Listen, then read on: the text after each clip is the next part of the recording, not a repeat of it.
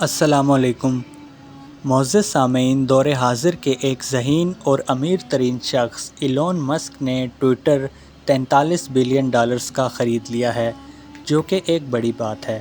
ویسے اگر دیکھا جائے تو اس اپلیکیشن کی اپنی نیٹ ورتھ یا مالیت 14 بلین ڈالرز تھی، لیکن ایلون نے اس کو 3 گنا سے بھی زیادہ قیمت دے کر یعنی 43 بلین ڈالرز میں خریدا ہے۔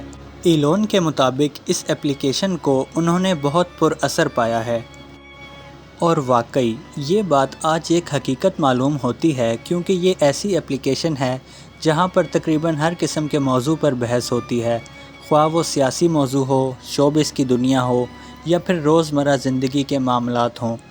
آپ اپنے دل کی بات ایک ٹویٹ کے ذریعے پوری دنیا تک پہنچا سکتے ہیں۔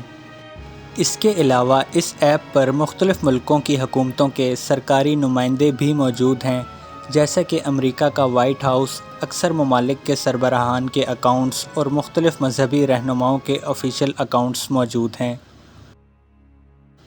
ایلون مسک نے ٹویٹر الگورتھم کو اوپن سورس کرنے کا بھی اعلان کیا ہے، جس سے مختلف کمپنیاں اور عام لوگ بھی اس کا فائدہ اٹھا سکیں گے۔